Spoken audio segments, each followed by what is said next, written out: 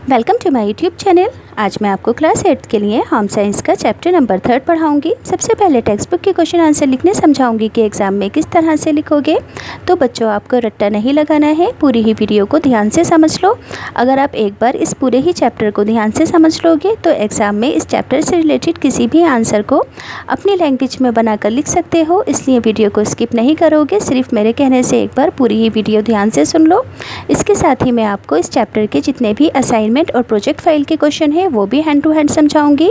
इससे आपकी one word वाले क्वेश्चन आंसर की भी तैयारी हो जाएगी और असाइनमेंट और प्रोजेक्ट फाइल के लिए आपको अलग से वीडियो को फाइंड नहीं करना पड़ेगा। और फिर लास्ट में मैं आपको इस चैप्टर के जितने भी MCQ हैं यानी कि ऑप्शनल क्वेश्चन आंसर हैं वो समझाऊंगी, क्योंकि एग्ज़ाम में MCQ ज़रूर आते हैं।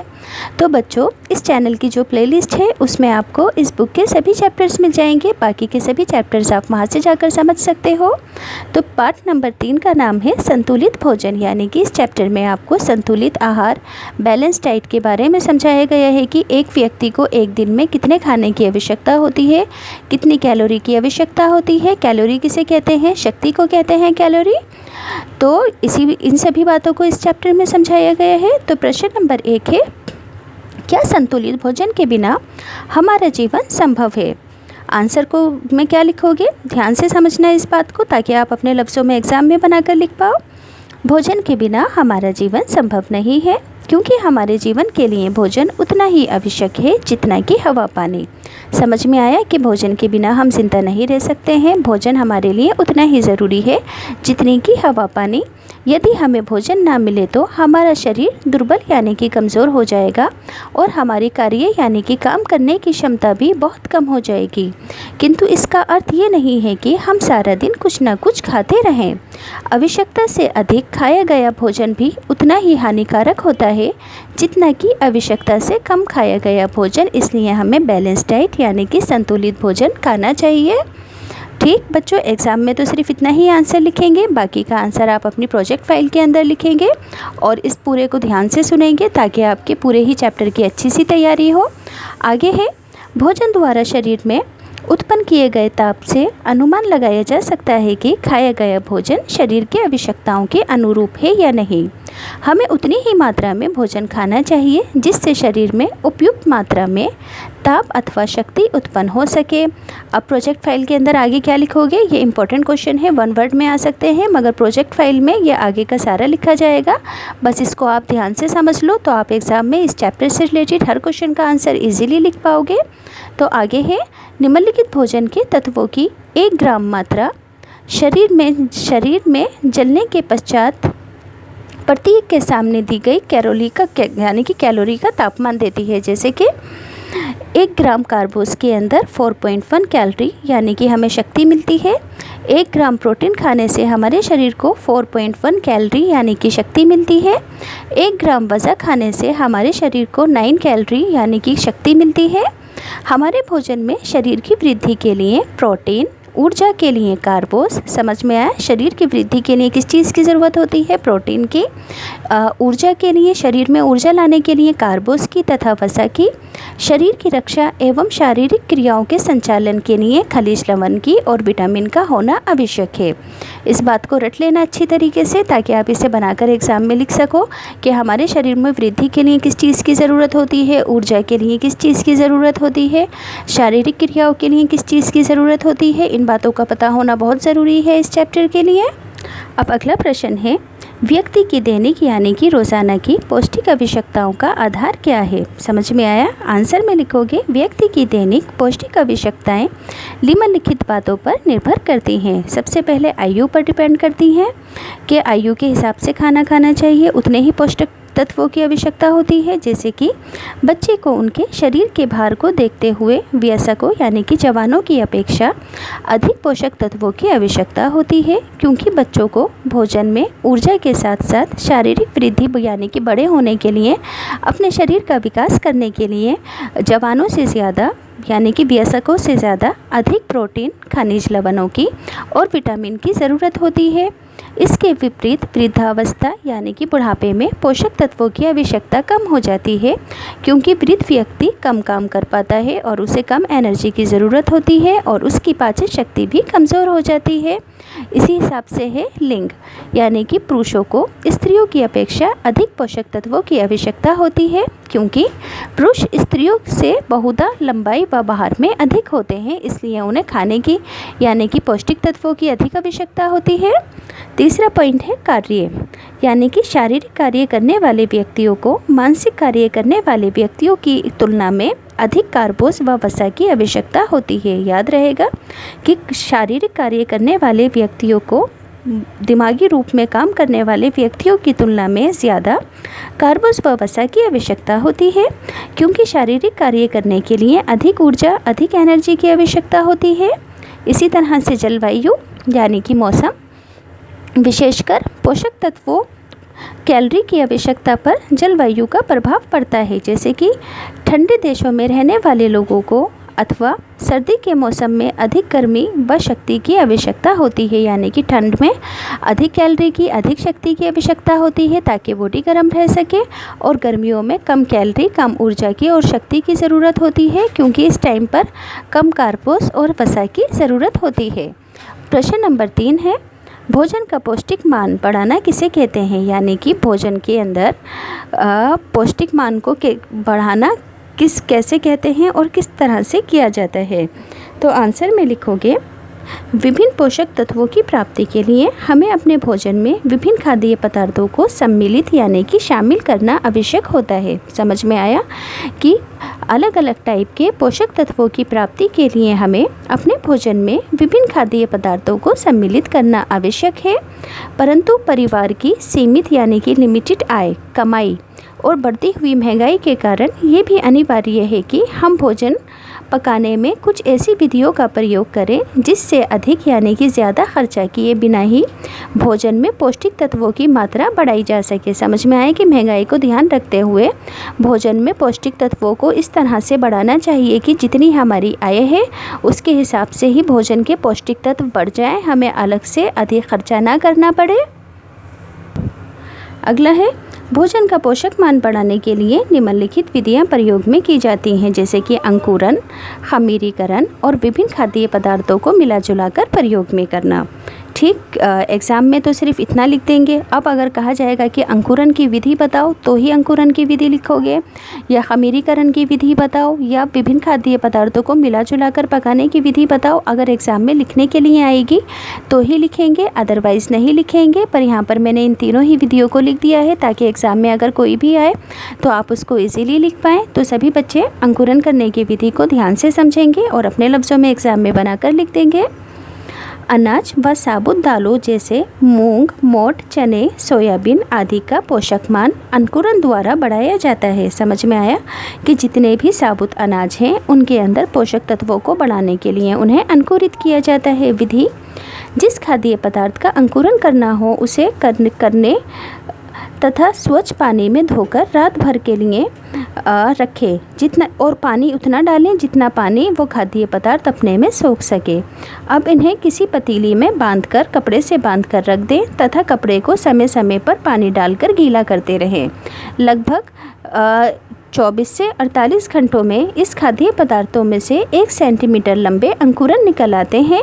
गर्मियों में सर्दियों की अपेक्षा जल्दी अंकुरन निकलता है, क्योंकि इससे जल्दी गर्माई मिल जाती है खाद्य पदार्थ को और जल्दी से अंकुरन फूट पड़ता है। अब इन अंकुरित दालों व अनाजों को कच्चा व भाप से पकाकर नमक या काली मिर्च, नींबू, प्याज, टमाटर, खीरा आदि डालकर चाट बना सकते हैं। अब अंकुरन करने के लाभ आपसे एग्ज़ाम में पूछे जा सकते हैं, तो क्या लिखोगे? अंकुरन करने से हमें निम्नलिखित लाभ होते हैं। विटामिन की मात्रा में बढ़ोतरी, अंकुरन करने से अनाजों व दालों में विटामिन सी तथा बी समूह के विटामिन की मात्रा बढ़ जाती है। अंकुरन करने से खनिज लवण, लोहा अलग होकर शरीर के लिए अधिक मात्रा में प्राप्त होता है। अंकुरन से अनाजों व दालों में उपस्थित पोषण विरोधी तत्व नष्ट हो जाते हैं, जिससे कि पोषक तत्व हमारे शरीर में अधिक मात्रा में उपयोग हो जाते हैं। यानी कि अंकुरन हानिकारक तत्वों को अलग कर देता है, जिससे हमारे शरीर को पोषक तत्व अधिक मिल पाता है। फिर खाद्य पदार्थ अंकुरन से पाचनशील हो जाते हैं, यानी कि अंकुरन करने से खाद्य पदार्थ जल्दी हजम होता है। अब दूसरी विधि है खमीरीकरण। कुछ खाद्य पदार्थों जैसे कि चावल, दाल, बेसन, मैदा आदि को खमीरीकृत करके प्रयोग में लिया जाता है। विधि खमीरीकरण करने के लिए खाद्य पदार्थ को साफ करके स्वच्छ पानी में भिगोकर रख दें। जब खाद्य पदार्थ पानी सोख ले तो उसे पीसकर खमीर उत्पन्न होने के लिए रख दें। खमीर उत्पन्न करने के लिए दही या बाज़ार में उपलब्ध खमीर का पाउडर मिलता है, उसका प्रयोग कर सकते हैं। अब खमीरीकरण विधि द्वारा डोसा, इडली, कुलचा, डबल रोटी, ढोकला आदि बनाए जाते हैं। खमीरीकरण करने के लाभ भी बताने होंगे, अगर एग्ज़ाम में पूछे जाएंगे। पर प्रोजेक्ट फाइल के अंदर बच्चों आप क्या करेंगे, अगर इस चैप्टर से रिलेटेड प्रोजेक्ट बनाने के लिए आएगा तो आप जो मैंने वीडियो में जितने भी क्वेश्चन आंसर बताए हैं, जिस सीक्वेंस में मैंने लिखे हैं एज इट इज़ उसी सीक्वेंस में सारे ही आंसर लिख देना हेडलाइन डालकर, तो आपका ये प्रोजेक्ट बनकर तैयार हो जाएगा। खमीरीकरण के लाभ। खमीरीकरण विधि द्वारा खाद्य पदार्थों में बी समूह के विटामिन की मात्रा बढ़ जाती है। खमीरीकरण द्वारा खाद्य पदार्थों में उपस्थित खनिज लवण लोह आसानी से हमारे शरीर में अवशोषित होते हैं और हमें अधिक मात्रा में प्राप्त होते हैं। खमीरीकरण खाद्य पदार्थ अधिक पाचनशील हो जाते हैं। खाद्य पदार्थों में खमीर का स्वाद उत्पन्न होने से वे खाने में अधिक स्वादिष्ट लगते हैं। नेक्स्ट है विभिन्न खाद्य पदार्थों को उचित मात्रा में मिला जुला कर प्रयोग करना, जैसे कि अनाज व दालें, खिचड़ी, दाल चावल, दाल रोटी, ढोकला, डोसा आदि, मिस्सी रोटी आदि। विभिन्न अनाजों या विभिन्न दालों जैसे कि बाजरा, गेहूं की रोटी या दलिया मक्का गेहूं की रोटी, उड़द चना, उड़द राजमा, उड़द मूंग आदि को मिलाकर पकाना। अनाज, दालें व सब्जियां जैसे सब्जियों वाली खिचड़ी, पुलाव, अंकुरित मूंग, पोहा आदि मिला जुला कर बनाते हैं। ऐसे ही वानस्पतिक एवं पशुजन्य खाद्य पदार्थ जैसे कि गाजर का हलवा, खीर, अंडे का कस्टर्ड, मीट का पुलाव आदि। खाद्य पदार्थों को मिला जुला कर प्रयोग करने के क्या लाभ हैं, तो खाद्य पदार्थों को मिला जुला कर पकाने से उनमें प्रोटीन की उपयोगिता बढ़ जाती है। खाद्य पदार्थों का पोषक मान बढ़ जाता है, जैसे कि अनाज व दालों में सब्जियां भी डाली जाती हैं तो उनमें पाए जाने वाले विटामिन व खनिज भी उपलब्ध हो जाते हैं। खाद्य पदार्थों को मिला जुला कर पकाने से कम समय लगता है और पौष्टिक मान जल्दी से बढ़ जाता है, ज़्यादा हो जाता है। अब है टेक्स्ट बुक का अगला क्वेश्चन। एक किशोर के लिए एक दिन की भोजन तालिका बनाएं। वैसे तो ये एग्ज़ाम के अंदर शायद आ जाए, पर असाइनमेंट फाइल में ज़रूर लिखेंगे इसे, इम्पॉर्टेंट क्वेश्चन है। एक किशोर के लिए एक दिन की तालिका खाने की निम्नलिखित है। स्कूल जाने से पहले का नाश्ता, दूध 1 कप, बिस्किट 2, सैंडविच, खीरा, टमाटर या कुछ भी। अब स्कूल का टिफ़िन, पौष्टिक पराठा 1, आटा, बेसन या पालक का पराठा हो सकता है, अचार स्वाद अनुसार, कोई भी एक मौसमी फल लेकर जाया जा सकता है। इसी तरह से किशोर के लिए दोपहर का भी भोजन क्या होगा, चपातियाँ 3, सोयाबीन 1 कटोरी, आलू की सब्ज़ी, सलाद आधी छोटी प्लेट और दही आधा कटोरी।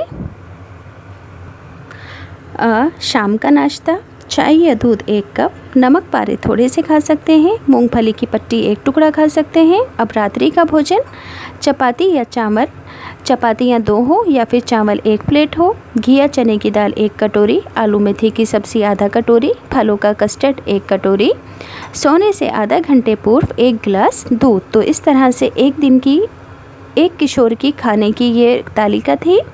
अब है प्रश्न नंबर 5, कुछ भोज्य पदार्थ बनाने की विधियाँ। तो एग्ज़ाम में ऐसा क्वेश्चन नहीं आएगा, बस यहाँ पर आपको इसको प्रोजेक्ट फाइल में लिखना होगा, पर ये टेक्स्ट बुक का क्वेश्चन है तो आप इसे ध्यान से सुन लेंगे ताकि आपके 1 वर्ड के क्वेश्चन आंसर की भी तैयारी हो सके। तो ध्यान से समझेंगे। पौष्टिक पराठा, पौष्टिक पराठा कैसे बनता है।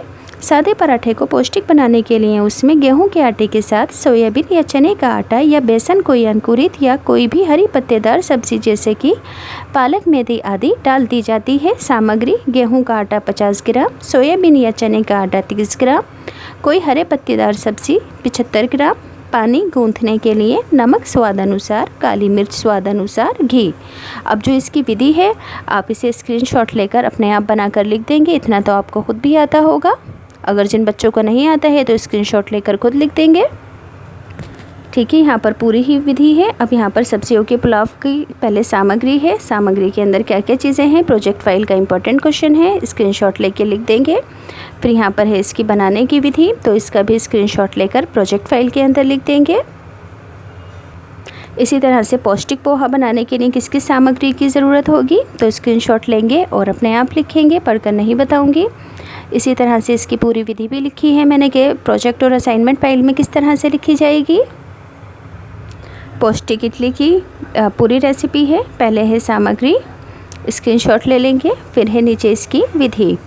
अब है प्रश्न नंबर 6, संतुलित भोजन से आप क्या समझते हैं। तो संतुलित भोजन से हम ये समझते हैं कि हमें ऐसा भोजन खाना चाहिए जिससे हमें पौष्टिक तत्व उचित मात्रा में प्राप्त हो सके। समझ में आया कि संतुलित भोजन से हम ये समझते हैं कि हमें ऐसा भोजन खाना चाहिए जिससे हमें पौष्टिक तत्व उचित मात्रा में प्राप्त हो सके। फर्स्ट पॉइंट लिखेंगे, जिससे परिवार के प्रत्येक सदस्य को पर्याप्त मात्रा में शक्ति यानी कि कैलोरी प्राप्त हो। जो मिश्रित भोजन हो जिसमें विभिन्न भोज्य तत्व, प्रोटीन, कार्बोस, वसा, विटामिन, खनिज लवण व फल सम्मिलित हो। प्रश्न नंबर 7, व्यक्ति की दैनिक पौष्टिक आवश्यकताएं किन बातों पर निर्भर करती हैं। तो व्यक्ति की दैनिक पौष्टिक आवश्यकताएं निम्न बातों पर निर्भर करती हैं, जो कि मैंने आपको प्रश्न नंबर 2 के अंदर समझाया था कि आयु पर, लिंग पर, कार्य पर, है ना, वही सेम क्वेश्चन है ये। जलवायु पर, तो आप या तो यहाँ से इसका स्क्रीनशॉट लेकर अपने आप लिख देना बनाकर, क्योंकि मैं पहले आपको ये क्वेश्चन समझा चुकी हूँ क्वेश्चन नंबर 2 में। प्रश्न नंबर 8, भोजन का पोषक मान बढ़ाना क्यों ज़रूरी होता है। तो आंसर में लिखोगे कि विभिन्न पोषक तत्वों की प्राप्ति के लिए हमें अपने भोजन में विभिन्न यानी कि अलग अलग तरह के खाद्य पदार्थों को सम्मिलित करना आवश्यक है। परंतु परिवार की सीमित आय यानी कि कम आय और बढ़ती हुई महंगाई के कारण हमें अधिक यानी कि ज़्यादा खर्च किए बिना ही भोजन को पौष्टिक मान को बढ़ाना आवश्यक होता है। समझ में आया कि कमाई कम होने के कारण भोजन का पौष्टिक मान इस तरह से बढ़ाना चाहिए ताकि हमें अलग से और ख़र्चा अपने खाने पर ना करना पड़े। जो हमारे पास उपलब्ध चीज़ें हैं उन्हीं से ही भोजन का पौष्टिक मान बढ़ा लिया जाए। प्रश्न नंबर 9, भोजन के पौष्टिक मान को बढ़ाने की विधियों के नाम लिखने हैं। तो भोजन में पौष्टिक मान बढ़ाने की विधियाँ कौन कौन सी हैं। अंकुरण, खमीरीकरण, विभिन्न खाद्य पदार्थों को मिला जुला कर पकाना। प्रश्न नंबर 10, किन किन पदार्थों में अंकुरण किया जाता है। अनाज व साबुत दालों में, जैसे कि मूंग, मोठ, चना, सोयाबीन आदि में। नेक्स्ट है, अंकुरण से क्या लाभ हैं। पहले पढ़कर बता चुकी हूँ, फिर से पढ़ती हूँ कि अंकुरण करने से हमें निम्नलिखित लाभ हैं। विटामिन सी और बी के समूह की मात्रा बढ़ जाती है अंकुरण करने से। खनिज लवण, लोहे की अधिक प्राप्ति होती है। यह अनाज व दालों में यौगिक के रूप में होता है और अंकुरण करने से लोहा अधिक होकर शरीर के लिए अधिक मात्रा में खनिज लवण और लोहे की प्राप्ति करता है। पोषक विरोधी तत्वों को नष्ट कर देता है, जिससे कि हमें पोषक तत्व अधिक मिलते हैं, यानी कि हानिकारक पदार्थों को अलग कर देता है अंकुरण। खाद्य पदार्थों का शीघ्र पकना, पानी में भिगोने तथा अंकुरण फूटने से अनाज व दालों की कठोर ऊपरी परत हट जाती है, जिससे कि इन्हें पकाने में कम समय लगता है। अंकुरण से खाद्य पदार्थ अधिक पाचनशील हो जाते हैं। अब खमीरीकरण करने की विधि लिखो। तो खमीरीकरण करने के लिए खाद्य पदार्थों को पानी में भिगो कर रखें। जब खाद्य पदार्थ पानी सोख ले तो उसे पीसकर खमीर उत्पन्न होने के लिए रख दें। खमीर उत्पन्न करने के लिए दही या बाज़ार में उपलब्ध खमीर के पाउडर का प्रयोग कर सकते हैं। गर्मियों में सर्दी की अपेक्षा खमीर जल्दी उत्पन्न होता है। खमीरीकरण विधि द्वारा डोसा, इडली, कुलचा आदि बनाए जाते हैं। अगला प्रश्न है, खाद्य पदार्थों को मिला जुला कर पकाने के क्या लाभ हैं। तो खाद्य पदार्थों को मिला जुला कर पकाने के निम्नलिखित लाभ हैं। प्रोटीन की उपयोगिता बढ़ जाती है जब दालों व अनाजों को उचित अनुपात में मिलाया जाता है, जैसे कि 1:4 या 1:5 में मिलाया जाता है। तो ये एक दूसरे की कमी को पूरा कर देते हैं, जिससे प्रोटीन की उपयोगिता बढ़ जाती है। खाद्य पदार्थों का पोषक मान बढ़ जाता है जब अनाजों व दालों में सब्जियां डाली जाती हैं, तो उनमें पाए जाने वाले विटामिन व खनिज लवण भी उपलब्ध हो जाते हैं। पकाने में कम समय लगता है। खाद्य पदार्थों को मिला जुला कर पकाने में समय की बचत होती है। अपने लिए एक दिन की आहार तालिका बनाओ। आ सकता है एग्ज़ाम में ये क्वेश्चन। पढ़कर बताती हूँ। स्कूल जाने से पूर्व का नाश्ता, दूध 1 कप, बिस्किट 2 और सैंडविच 1। स्कूल का टिफ़िन क्या होना चाहिए। पौष्टिक पराठा 1, अचार स्वाद अनुसार, कोई भी मौसमी 1 फल। अब दोपहर का भोजन क्या हो। चपातियाँ 3, सोयाबीन या आलू की सब्ज़ी 1 कटोरी, सलाद आधा छोटी प्लेट और दही आधी कटोरी। शाम का नाश्ता कैसा हो? चाय या दूध 1 कप, आलू की चिप्स थोड़े से, मूंगफली की पट्टी 1 टुकड़ा। रात्रि का भोजन क्या हो? चपातियाँ 2 हो या चावल 1 प्लेट हो। घी या चने की दाल 1 कटोरी, आलू पालक की सब्ज़ी आधा कटोरी, फलों का कस्टर्ड 1 कटोरी और सोने से आधे घंटे पहले 1 कप दूध। ऑप्शनल क्वेश्चन आंसर है। प्रश्न नंबर 1 ग्राम कार्बोस में कितनी कैलोरी होती है? तो ध्यान रखना कि 1 ग्राम कार्बोस में 4.1 कैलोरी होती है। कैलोरी किसे कहते हैं? शक्ति को, यानी कि एनर्जी को, यानी कि 1 ग्राम कार्बोस खाने से हमारे शरीर को कितनी शक्ति मिलती है? 4.1 कैलोरी। इसी तरह से 1 ग्राम प्रोटीन खाने से हमारे शरीर को 4.1 कैलोरी मिलती है। ठीक, 1 ग्राम प्रोटीन खाने से भी हमारे शरीर को कितनी शक्ति मिलती है? 4.1 कैलोरी। अब 1 ग्राम वसा खाने से हमारे शरीर को 9.0 कैलोरी मिलती है। कैलोरी का मतलब क्या है? शक्ति, यानी कि एनर्जी। संतुलित भोजन उस भोजन को कहते हैं जिससे पर्याप्त मात्रा में परिवार के प्रत्येक सदस्य को डैश प्राप्त हो। क्या प्राप्त हो?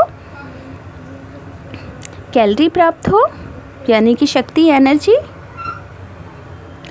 बच्चे को उनके शरीर के भार को देखते हुए वयस्कों की अपेक्षा डैश पोषक तत्वों की आवश्यकता होती है। तो बच्चों को अधिक पोषक तत्वों की आवश्यकता होती है क्योंकि उनका शारीरिक विकास हो रहा होता है, इसलिए उन्हें ज़्यादा पोषक तत्वों की आवश्यकता होती है। इसलिए आंसर होगा अधिक। वृद्धावस्था में पोषक तत्वों की आवश्यकता कम हो जाती है क्योंकि वृद्धावस्था में कम काम करते हैं और ना ही शारीरिक विकास होता है, इसलिए इसका आंसर होगा कम। पुरुषों को स्त्रियों की अपेक्षा डैश पोषक तत्वों की आवश्यकता पड़ती है। अधिक पोषक तत्वों की आवश्यकता पड़ती है पुरुषों को क्योंकि पुरुष स्त्रियों से ज़्यादा लंबे चौड़े होते हैं और ज़्यादा मेहनत का काम करते हैं। नेक्स्ट है, शारीरिक कार्य करने वाले व्यक्तियों को मानसिक कार्य करने वाले व्यक्तियों की अपेक्षा अधिक डैश की आवश्यकता होती है। तो कार्बोस और वसा की ज़्यादा ज़रूरत होती है। जो लोग शारीरिक काम ज़्यादा करते हैं तो आंसर में लिखोगे वसा व कार्बोस। ठंडे देश में रहने वाले लोगों को अधिक गर्मी व शक्ति देने वाले पोषक तत्वों की अधिक मात्रा में आवश्यकता होती है। तो यहाँ पर लिखोगे कार्बोस व वसा। इसका आंसर होगा अनाज व साबुत दालों जैसे मूंग, मोठ, चने, सोयाबीन आदि का पोषक मान बढ़ाने के लिए डैश द्वारा बढ़ाया जा सकता है। तो कैसे बढ़ाया जा सकता है? अंकुरण द्वारा। तो आंसर होगा अंकुरण। अंकुरण करने से अनाजों व दालों में विटामिन तथा डैश समूह के विटामिन की मात्रा बढ़ जाती है। तो अंकुरण करने से विटामिन सी तथा बी समूह के विटामिन की मात्रा बढ़ जाती है। याद रखोगे, अंकुरण करने से विटामिन सी तथा बी समूह के विटामिन की मात्रा बढ़ जाती है। अगला है, अंकुरण से खाद्य पदार्थ अधिक डैश हो जाते हैं तो अधिक पाचनशील हो जाते हैं, जल्दी हजम होते हैं। खाद्य पदार्थ जैसे चावल, दाल, बेसन, मैदा आदि को डैश करके भी प्रयोग में लाया जाता है, खमीरीकरण करके। खमीरीकरण विधि द्वारा डैश समूह के विटामिन की मात्रा बढ़ जाती है। तो आंसर होगा बी समूह के विटामिन की मात्रा बढ़ जाती है। प्रश्न नंबर 15, खनिज लवण लौह की अधिक प्राप्ति डैश विधि द्वारा होती है। तो खमीरीकरण द्वारा। खाद्य पदार्थों को मिला कर पकाने से उनमें प्रोटीन की मात्रा बढ़ जाती है। खाद्य पदार्थों को मिला कर पकाने से डैश की बचत होती है, यानी कि समय की बचत होती है। खाद्य पदार्थों को मिला कर पकाने से उनका पौष्टिक मान बढ़ जाता है।